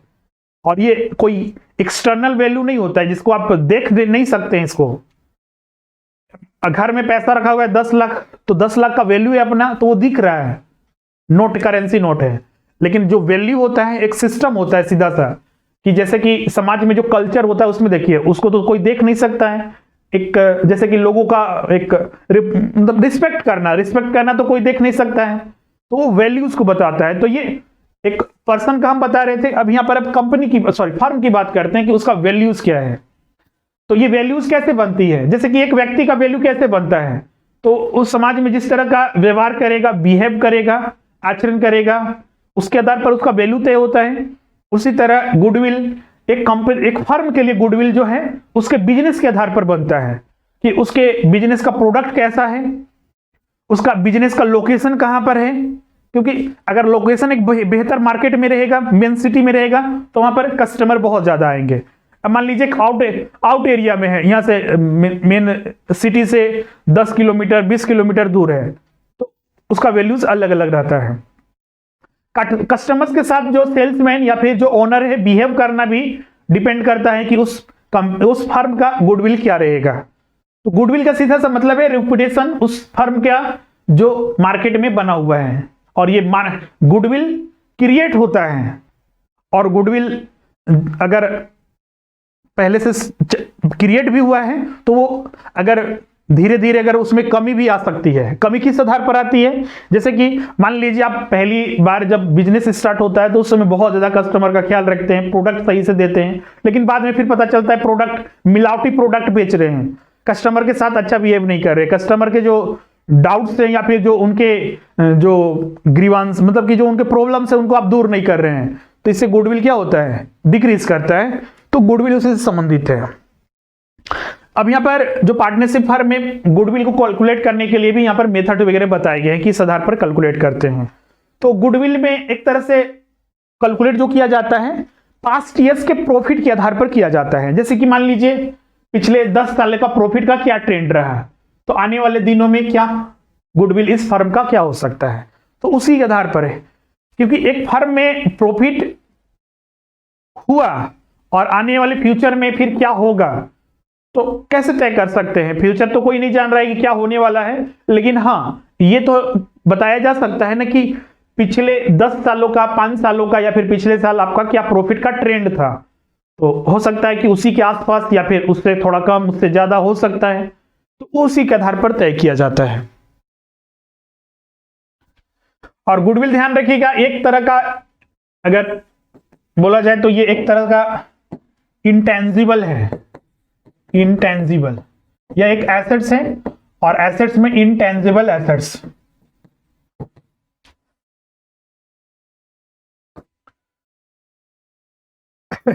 एक यहां पर एग्जाम में कभी कभी पूछता है कि जैसे कि एक फर्म अपने बिजनेस का गुडविल कैसे इंक्रीज कर सकता है, तो यहां पर क्वालिटी, लोकेशन, रिपुटेशन, ओनर का रिपुटेशन, मोनोपोलिस्टिक नेचर। मतलब मान लीजिए कोई एक कंपनी है, भले ही उसका नेचर खराब है, प्रोडक्ट डुप्लीकेट है, लेकिन वो सिर्फ सिंगल है और कोई है ही नहीं पूरे इंडिया में, एक वही सिर्फ उस बिजनेस में उस प्रोडक्ट में डील कर रहा है, तो उसी से उसका रेपुटेशन है। हाँ कंप्यूटर आते हैं तो उसको फिर रेपुटेशन गिर जाता है। रिस्क जो इन्वॉल्व है, इफिशियंसी मैनेजमेंट किस तरह से किया जा रहा है, पॉसिबिलिटी ऑफ कंपटीशन, गवर्नमेंट का एटीट्यूड, इसके अलावा positions, special coordinate for availability of materials, या ट्रेंड ऑफ प्रॉफिट, हर साल प्रॉफिट बढ़ रहा है कंपनी का, मान लीजिए इतना बढ़ा फिर थोड़ा घटा लेकिन फिर बढ़ाइए, तो मान लीजिए ये प्रॉफिट हमेशा बढ़ ही रहा है, तो बिल्कुल उस कंपनी का रेपुटेशन बहुत ही बेहतर होगा। क्लियर है यहां तक सभी को? अब यहां पर इसको कैलकुलेट करने के मेथड यहां पर बताए गए, मेथड भी एग्जामिनेशन में पूछा जाता है। अब सवाल उठता है कि इसको कैलकुलेट क्यों करना जरूरी है?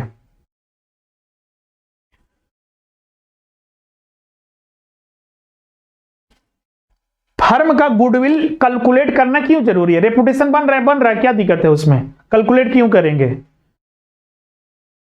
तो कैलकुलेट करना, जैसे कि किसी चीज का एनालिसिस इसलिए किया जाता है ताकि हम और भी बेहतर उसमें चीजें कर सके। जैसे कि मान लीजिए एक फर्म चल रहा है, तो फर्म चल रहा है तो आने वाले फ्यूचर में उसको क्या क्या करना चाहिए? मान लीजिए अपना बिजनेस का थोड़ा मॉडिफाई करना चाहता है, उसको एक्सपेंड करना चाहता है, या फिर मान लीजिए फ्यूचर में उसको लगता है कि जो पीएसआर, पहले मान लीजिए ए और बी दो पार्टनर थे, इनका रेशियो था 1:2, बाद में ये रेशियो चेंज करना चाहते हैं, 1:2 करना चाहते हैं। तो रेशियो चेंज करते वक्त गुडविल को कैलकुलेट करना पड़ता है, क्योंकि अभी तक का जो गुडविल बना हुआ था वो इस रेशियो के आधार पर बना हुआ था। अब जो गुडविल बनेगा 1:1 के आधार पर बनेगा।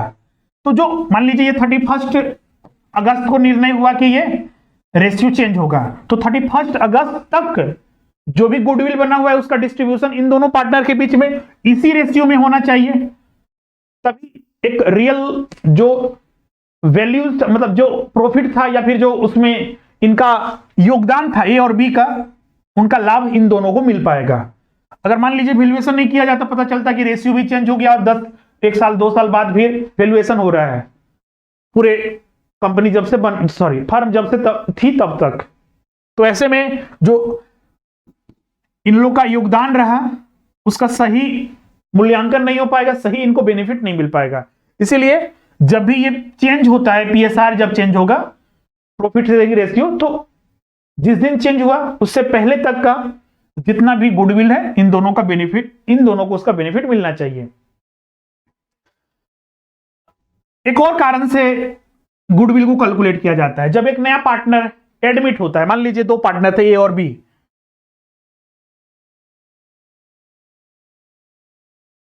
अब यहां पर एक एडमिट हो रहा है सी पार्टनर। अभी तक मान लीजिए ये एडमिट हो रहा है 1 अप्रैल को, तो 31 मार्च तक इस फर्म में ए और बी ने गुडविल जो भी क्रिएट किया, ए और बी को रिस्पॉन्सिबल है उसके लिए, तो इसका बेनिफिट ए और बी को ही मिलना चाहिए, सी को तो नहीं मिलना चाहिए। क्लियर है? तो इसीलिए वहां पर भी एडजस्टमेंट करना जरूरी होता है। अब कोई रिटायरमेंट होगा, रिटायर होगा, मान लीजिए 3 पार्टनर थे ए और बी, सी रिटायर हो रहा है, तो जब तक ये फर्म में रहा तब तक गुडविल बना होगा उस फर्म का, तो रिटायरमेंट के समय उसको उसका बेनिफिट मिलना चाहिए। डेथ हो जाता है तो उस समय उसका बेनिफिट मिलना चाहिए। इसके अलावा फर्म जब अमलगमेटेड होता है, जैसे कि 2 फर्म ए और बी अमलगमेट करके एक नया बन रहे हैं, ए अलग था बी अलग था, अब ये मिलके ए बी बन रहे हैं, अमलगमेट कर दिए दोनों, तो अमलगमेशन से पहले जो गुडविल क्रिएट हुआ था उसका बेनिफिट उन दोनों को, जितने भी उसके पार्टनर्स थे उनको मिलना चाहिए था। तो इसीलिए अमलगमेशन से पहले ये एडजस्टमेंट किया जाता है, गुडविल का कैलकुलेशन किया जाता है।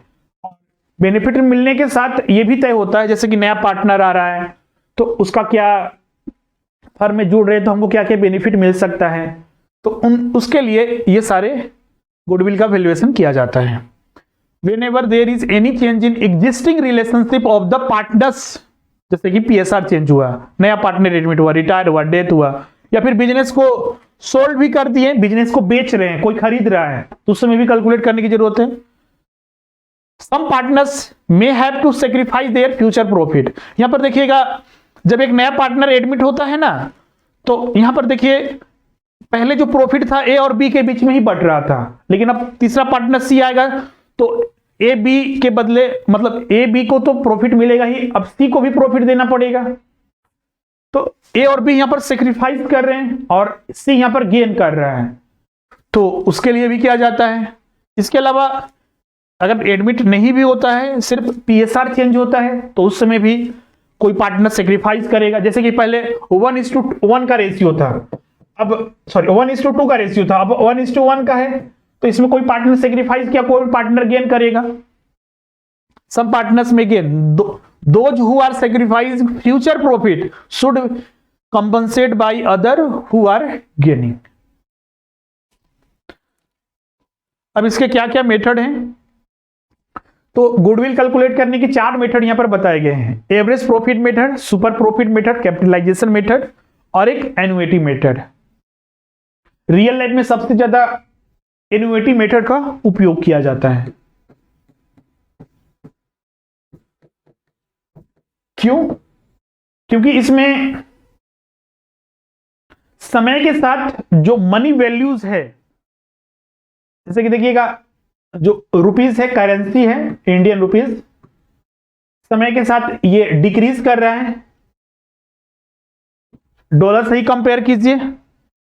पहले कहा जब इंडिया इंडिपेंडेंस हुआ था 1948 में, तो $1 इज इक्वल टू 1 रुपीज था। आज देखिए यहां पर 75 रुपीज के लगभग ट्रेंड चल रहा है, तो रुपीज का वैल्यू घट रहा है। तो एन्युइटी मेथड में क्या होता है, अब मान लीजिए 2 साल 5 साल के बाद, मान लीजिए अब एक कंपनी ने एक फर्म में प्रॉफिट कमाया था 40,000 2010 में, तो 2010 में जो 40,000 का वैल्यू था, क्या 2020 में 40,000 का वैल्यू वही रहेगा? तो इसका उत्तर होगा नहीं। क्यों? क्योंकि 2010 से 2020 के बीच में इन्फ्लेशन बहुत ही तेजी से बढ़ा, वस्तुओं के दाम भी तेजी से बढ़े। इसको इस तरह से समझिए कि मान लीजिए 2010 में आप 2 केजी चीनी खरीदते थे 40 रुपया में, वही आपको 2020 में 2 केजी चीनी सेम क्वांटिटी खरीदने के लिए 80 रुपया खर्चा करना पड़ेगा। तो ये 40 रुपीज का वैल्यू तो बहुत ज्यादा घट गया, आधा के बराबर हो गया। मतलब कि 40,000 रुपया का जो सामान हम 2010 में लेंगे, 40,000 रुपया वही रहेगा 2020 में, तो उससे हम आधे सामान खरीद पाएंगे इस एग्जाम्पल की बेसिस पर। तो इसीलिए एन्युइटी मेथड का उपयोग इसीलिए किया जाता है कि एनुअली इसमें जो डिक्रीजिंग वैल्यू पर, जो रुपीस का वैल्यू घट रहा है, उसके आधार पर इसका गुडविल का पता किया जाता है। अब यहां पर चलते हैं कि किस तरह से इसको कैलकुलेट करते हैं। सबसे पहले average profit method. Average profit method नाम से ही पता चल गया होगा कि इसमें मतलब कि प्रॉफिट जो है पिछले सालों का टोटल प्रॉफिट को ऐड करते हैं। मतलब जैसे कि 5 सालों के आधार पर हम गुडविल निकालना चाहते हैं परसेंट का, तो 5 सालों का प्रीवियस जो प्रॉफिट का ट्रेंड रहा, तो उसका एवरेज निकालते हैं। एवरेज निकालने के लिए क्या करते हैं, एवरेज कैसे निकाला जाता है, औसत हिंदी में इसको बोलते हैं। औसत निकालने के लिए जैसे कि आप बचपन में पढ़े होंगे कि एक स्कूल में 10 बच्चे हैं, 10 का इतना इतना एज है, तो एवरेज एज बताइए। तो क्या करते थे, सभी बच्चे की आयु को ऐड करके 2 से डिवाइड कर देते थे। यहाँ पे वही करेंगे, 5 साल के जितना भी प्रॉफिट हुआ सबको ऐड करके 2 से डिवाइड कर देंगे, तो एवरेज प्रॉफिट हमको मिल जाएगा। और एवरेज प्रॉफिट के आधार पर ही हम लोग यहाँ पर कैलकुलेट कर लेते हैं गुडविल। तो गुडविल कैलकुलेट करने के लिए फिर यहाँ पर क्या कर देंगे, मल्टीप्लाई कर देंगे एवरेज प्रॉफिट। यहां पर सीधा सा goodwill is equal to average profit multiply with number of year purchase. तो यहां पर देख लिए एवरेज प्रॉफिट हमने बता दिया। एवरेज प्रॉफिट क्या है, तो ये पास्ट ईयर्स के बेसिस के आधार पर एवरेज निकाला जाता है। जितने भी पिछले साल के प्रॉफिट है उसको डिवाइड कर देते हैं तो उससे तो निकल जाता है। और नंबर ऑफ ईयर परचेज क्या है, तो ये नंबर ऑफ ईयर परचेज हमेशा क्वेश्चंस में दिया रहेगा, ये कैलकुलेट नहीं कर सकते हैं, ये तो दिया रहेगा। एक्चुअली ये प्रेजेंट कर रहा है कि आने वाले कितने वर्षों तक हम ये गुडविल को दिखाना चाहते हैं। जैसे कि 5 साल लिख दिया, 3 साल या फिर 2 साल, तो उसके आधार पर इसको दिखाया जाता है। एक एग्जाम्पल यहां पर दिया हुआ है, आप यहां पर देख सकते हैं। यहां पर ध्यान रखिएगा, एवरेज प्रॉफिट कैलकुलेट करते वक्त हमें कुछ ध्यान रखना होता है। जैसे कि हमने बोला प्रॉफिट को ऐड करेंगे। मान लीजिए 2010 में प्रॉफिट हुआ 100 रुपया, 11 में 112 रुपया, 12 में लॉस हो गया कितने का, 50 रुपया का, और 13 में जो है वो प्रॉफिट हुआ 60 रुपया का। तो हमने बोला कि प्रीवियस ईयर के प्रॉफिट के आधार पर एवरेज प्रॉफिट निकालते हैं। तो बहुत सारे स्टूडेंट क्या करते हैं, सबको ऐड कर देते हैं, जबकि ऐड यहाँ पर, क्योंकि ये लॉस था, यहाँ पर हम माइनस लिख दिए, लेकिन यहाँ पर लॉस लिखा रहेगा परीक्षा में, तो लॉस लिखा हुआ है, लॉस लिखा हुआ है मतलब कि वो प्रॉफिट का तो अंग नहीं हुआ, वो लॉस हुआ उस कंपनी को, तो इसलिए उसको माइनस कर देते हैं। तो ध्यान रखिएगा, जितने भी पिछले साल के प्रॉफिट है उसको सबको ऐड कर दीजिए, अगर कोई लॉस दिख रहा है तो उसको माइनस कर दीजिए, अगर नहीं दिख रहा है तो कोई दिक्कत नहीं है, आप आगे बढ़िए सॉल्व करके। तो यहां पर ये एक प्रश्न लिया गया है, एक एग्जांपल है। सपोज ऑन 1 अप्रैल 2013, प्रश्न हम यहां पर रीड कर रहे हैं। On the admission of new partner it is agreed that, एक नया पार्टनर एक फर्म में एडमिट होता है और ये तय किया जाता है that goodwill of the firm is valued at 3 years purchase of average profit, 3 years purchase of average profit for the last 5 years, further suppose the profit for the last 5 years as few. जैसे यहां पर 5 साल का profit यहां पर दिया हुआ है कि पिछले 5 साल का प्रॉफिट क्या है, तो 2013 का प्रॉफिट है यहां पर 10,740, 2012 का प्रॉफिट है 7,900, 2011 का प्रॉफिट है 5,430, 2010 का है 400, लॉस यहां पर ब्रैकेट में लिखा हुआ है, और 2009 का प्रॉफिट है 8,500। अब यहां पर इसका एवरेज निकालना है, एवरेज क्या करेंगे, सभी को ऐड कर दीजिए और इसमें एक लॉस है तो उसको माइनस कर दीजिए। तो यहां पर हमने देखा वही किया हुआ है, 10,740 प्लस 10,900 प्लस 5,430 माइनस 400 प्लस 8,500, इन सबको जोड़ दीजिए और यहां पर एवरेज हमें निकालना है। तो एवरेज कैसे यहां निकालेंगे, तो 5 साल का ये प्रॉफिट दिया हुआ है, तो 5 साल का है तो हम लोग क्या करेंगे, इसको 5 से डिवाइड कर देंगे। 5 साल का निकालना है, 5 साल का प्रॉफिट है तो 5 साल से हम डिवाइड करेंगे, तो टोटल यहां पर एवरेज आ गया 6,434। अब हमें एवरेज प्रॉफिट मिल गया और एवरेज प्रॉफिट को हमने बताया कि गुडविल निकालने के लिए goodwill is equal to average profit into multiply करेंगे नंबर ऑफ ईयर परचेज, तो नंबर ऑफ ईयर परचेज कितना है 3 years, तो एवरेज प्रॉफिट था 6,434 इंटू 3, तो ये टोटल कितना आ जाएगा 19,302। तो यहां पर गुडविल का वैल्यूएशन हुआ 19,302 रुपये। इसमें कोई डाउट है कि नहीं को, क्योंकि न्यूमेरिकल पूछा जाता है, ये बहुत बड़ा नहीं है, जैसे कि परीक्षा में आपके कुछ ऑब्जेक्टिव टाइप के एक निश्चित प्रश्न बनते हैं, अब वहां पर अकाउंट्स बनाने के लिए थोड़े देंगे आपको कि बैलेंस शीट बनाइए, P&L अकाउंट बनाइए, न्यूमेरिकल उस तरह के नहीं आते हैं। हाँ, लेकिन ये छोटे छोटे न्यूमेरिकल आते हैं, जैसे आप गुडविल कैलकुलेट करने के लिए बोल दिया या फिर PSR निकालने के लिए बोल दिया, JLP का एडजस्टमेंट करने के लिए बोल दिया, तो सब न्यूमेरिकल आते हैं छोटे छोटे, जिससे आप 1 मिनट या फिर विद इन सेकेंड में आप सॉल्व कर सके। 5 मिनट 10 मिनट सॉल्व करने वाले प्रश्न यहाँ पर नहीं आते। अब लगाने के लिए 5 मिनट कोई भी लगा सकता है, लेकिन एवरेज मान के चला जाता है कि आप इसे सॉल्व कर सकते हैं विद इन 1 मिनट, क्योंकि आप देखिए 150 प्रश्न होते हैं, आपको 180 मिनट टाइम मिलता है, तो एक प्रश्न पर मान लीजिए कि कितना 1 मिनट से कुछ ज्यादा सेकेंड, 65 सेकेंड के लगभग आपको एक प्रश्न के लिए समय मिलता है। इसमें कोई डाउट होगा तो पूछ लीजिएगा। इसमें ध्यान रखिएगा, एक यहां पर इसमें एक सिंपल एवरेज मेथड होता है, देखिएगा कुछ बुक्स वगैरह या फिर हम नोट्स देंगे तो उसमें देखिएगा ये मिलता है सिंपल एवरेज, और एक बोलते हैं वेटेड एवरेज मेथड। तो वेटेड एवरेज मेथड में कुछ नहीं करते हैं, उसमें एक ट्रेंड दिखता है कि प्रॉफिट जो है कभी कभी या तो इंक्रीज करेगा या फिर डिक्रीज करेगा। इसका मतलब क्या हुआ, जैसे 5 साल का प्रॉफिट है, 5 साल का प्रॉफिट है तो 100 है, पहले साल का प्रॉफिट मान लीजिए 100 है, फिर 80 है, 70 है, 50 है, 40 है, तो ये एक तरह से शो कर रहा है कि डिक्रीजिंग ट्रेंड में है, और इधर से जाएंगे तो ये इंक्रीजिंग ट्रेंड में है। तो इस तरह के जब ट्रेंड होते हैं ना, इंक्रीज या डिक्रीज करता है प्रॉफिट पिछले कुछ सालों का, तो वहां पर अप्लाई करते हैं हम लोग weighted average profit. Calculation goodwill करने का वही मेथड है, कोई वहां पर चेंजेस नहीं आएगा, सिर्फ वेटेड एवरेज कैलकुलेट वहां पर प्रॉफिट करते हैं, बस वही ध्यान रखना है। दूसरा इसमें है super profit method. Super profit method,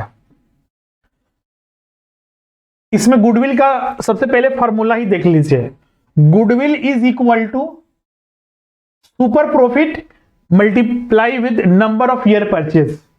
number of year purchase तो बता दिए, हमेशा ये क्वेश्चंस में दिया रहेगा। अब ये सुपर प्रॉफिट क्या होता है? सुपर प्रॉफिट वह प्रॉफिट होता है जो पिछले साल का जो ट्रेंड चल रहा है प्रॉफिट का, और एक नॉर्मल प्रॉफिट, पिछले साल का जो ट्रेंड चल रहा है और उसके आधार पर जो हम लोग एवरेज प्रॉफिट कैलकुलेट करते हैं, और एक नॉर्मल प्रॉफिट है, उन दोनों का डिफरेंस जो होता है वही सुपर प्रॉफिट कहलाता है। एक सीधा सा समझिए कि एक बिजनेस चल रहा है, पिछले साल के कुछ ट्रेंड देखते हैं तो कभी किसी साल 10,000, 15,000, 20,000 अलग अलग ईयर में अलग अलग प्रॉफिट होते हैं, और एक नॉर्मल प्रॉफिट हम मान के चलते हैं कि हम बिजनेस में इतना पैसा लगाए हैं तो हमें नॉर्मल रेट ऑफ रिटर्न, एक हम बिजनेस में पैसा लगाएंगे तो हमें अपेक्षा रहेगी ना कि हम इतना रिटर्निंग हमें मिलेगा। तो नॉर्मल जो प्रॉफिट होता है वो वही होता है कि हमें कितना एवरेज, मान के चलिए हम मान के चल रहे हैं कि बिजनेस में लगाएंगे पैसा तो हम 10,000 हमेशा प्रॉफिट आना चाहिए, लेकिन अब एक्चुअल में प्रॉफिट हो सकता है अलग अलग हो। तो गुडविल में जो गुडविल हम लोग कैलकुलेट करते हैं सुपर प्रॉफिट के मेथड पर, तो सुपर प्रॉफिट इन्हीं दोनों का डिफरेंस होता है, जो एक्चुअल में मतलब एवरेज पास्ट ईयर के प्रॉफिट के आधार पर जो हम लोग एवरेज प्रॉफिट कैलकुलेट करते हैं उसको हम लोग माइनस कर देते हैं नॉर्मल प्रॉफिट से, तो इसी से हमें सुपर प्रॉफिट मिलता है। अब यहां पर देखिए एवरेज प्रॉफिट कैसे कैलकुलेट करेंगे, तो एवरेज प्रॉफिट जो अभी हमने मेथड बताया उसी के आधार पर कैलकुलेट करेंगे। पिछले पास्ट ईयर के जो प्रॉफिट है उसको डिवाइड कर देंगे नंबर ऑफ ईयर्स से। नॉर्मल प्रॉफिट कैसे कैलकुलेट करेंगे, हम बिजनेस में जितना पैसा लगाए हैं उसका कुछ रिटर्न ही होगा, नॉर्मल रेट ऑफ रिटर्न उसको बोलते हैं, तो उसी को मल्टीप्लाई कर दीजिए, तो normal profit is equal to total capital employed into normal rate of return. जैसे कि इसमें एक एग्जांपल के थ्रू अगर इसको सॉल्व करें तो सीधा सा यहां पर देखिए, मान लीजिए एवरेज प्रॉफिट, यहां पर हम एवरेज प्रॉफिट कैसे निकालते हैं वो कैलकुलेट हम लोग कर चुके हैं। मान लीजिए एवरेज प्रॉफिट है 10,000 एवरेज प्रॉफिट है, टोटल कैपिटल इंप्लॉयड है मान लीजिए 1 लाख,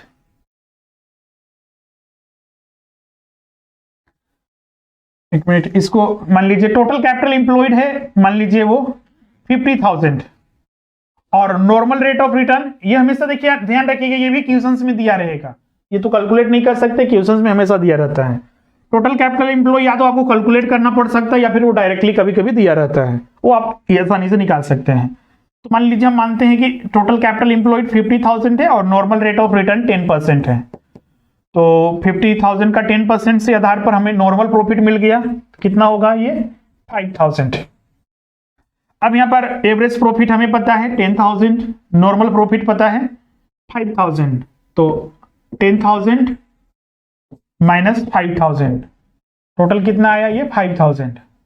अब ये 5,000 को यहां पर पुट कर दीजिए, मान लीजिए नंबर ऑफ ईयर परचेस है 5 ईयर्स, तो 5,000 इंटू 5, तो 25,000 यहां पर क्या हो गया गुडविल का value according to super profit method.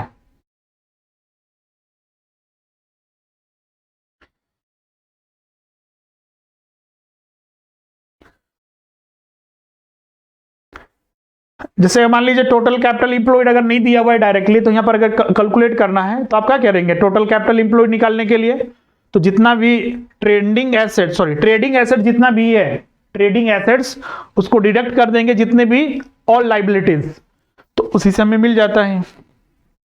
अब यहां पर एनुइटी मेथड, जैसे अभी बता रहे थे ना, एनुइटी मेथड सबसे ज्यादा उपयोगी किया जाता है, क्यों, इसमें सीधा सा जितना भी इसको एनुइटी मेथड कैलकुलेट करने का बहुत ही आसान तरीका है। एनुइटी वैल्यू क्वेश्चंस में दिया रहेगा,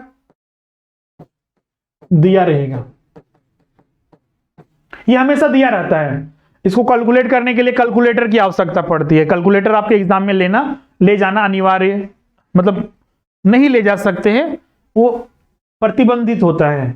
कुछ परीक्षाओं में जैसे कि सीए वगैरह एग्जाम दिए होंगे तो वहां पर ले जाने की परमिशन होती है, तो वहां पर कैलकुलेट किया जाता है। जैसे कि मान लीजिए 1 रुपीज है, इसका वैल्यू हर साल 10% घट रहा है, तो कैलकुलेटर पर ही कैलकुलेट होता है कि आप 5 साल के बाद इस 1 रुपीज का वैल्यू कितना होगा, समझे।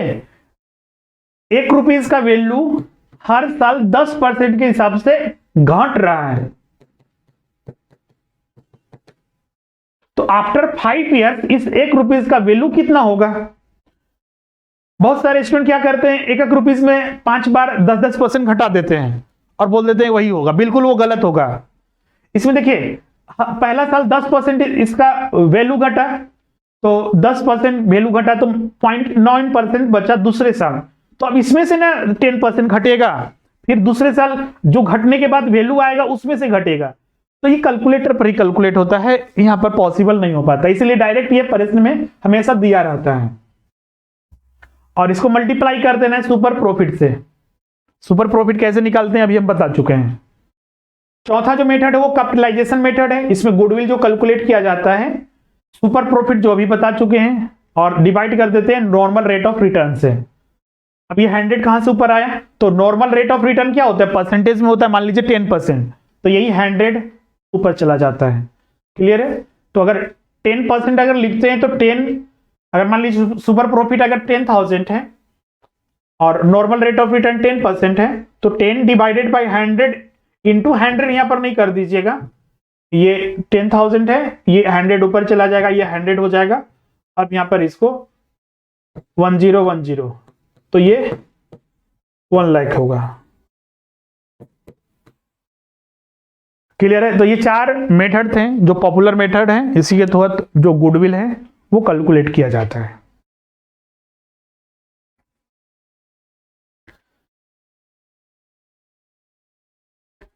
क्लियर है इसमें सभी को? इसमें अगर किसी को अब डाउट है तो आप यहां पर पूछ सकते हैं।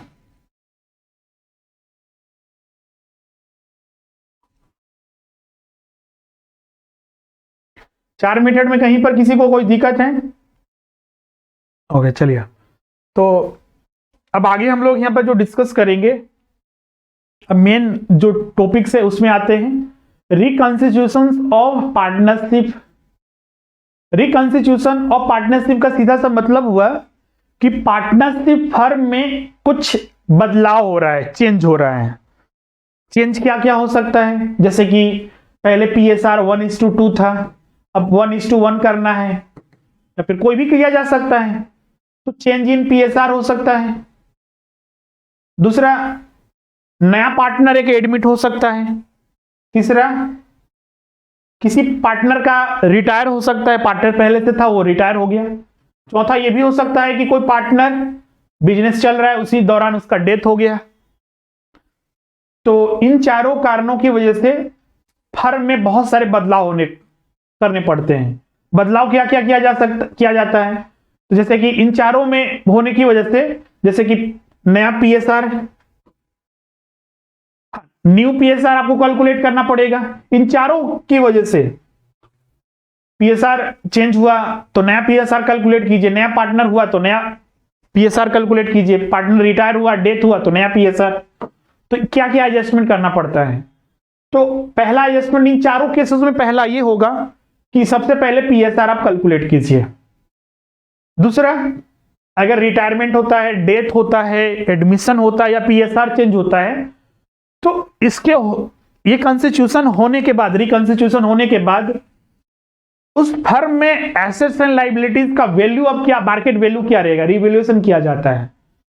तीसरा, अब जो पहले से मान लीजिए A और B दो मिलकर पार्टनर बिजनेस चला रहे थे, दो पार्टनर मिलकर बिजनेस चला रहे थे, अब C आ गया, तो पहले से A और B ने यहां पर जनरल रिजर्व और प्रॉफिट वगैरह क्रिएट करके रखा होगा, तो इन प्रॉफिट को ओल्ड पार्टनर के बीच में बंटना चाहिए, तो इसलिए इसका भी ट्रीटमेंट हम लोग करते हैं।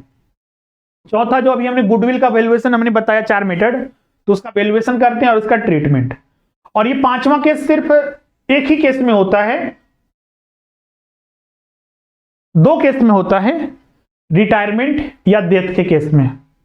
सामान्यतः ये डेथ के केस में होता है कि JLP लिया गया है। JLP होता है ज्वाइंट लाइफ पॉलिसी। ये चारों में होगा रिकॉन्स्टिट्यूशन के समय। एक ये सिर्फ डेथ के केस में होता है कि ये ज्वाइंट लाइफ पॉलिसी होती है, फर्म जितने भी उस फर्म में पार्टनर्स हैं उनके नाम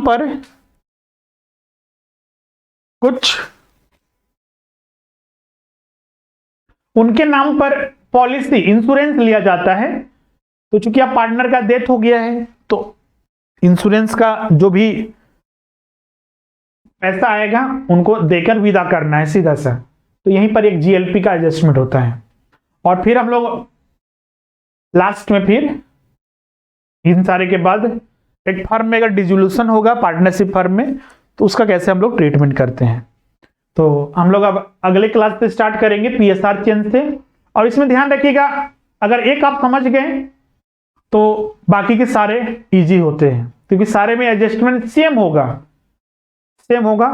सिर्फ एक आध जो जगह एडजस्टमेंट होता है बाकी सब सेम होता है। अब आज के सेशन में किन्हीं को कोई डाउट है, कुछ पूछना चाहते हैं तो आप यहाँ पर पूछ सकते हैं।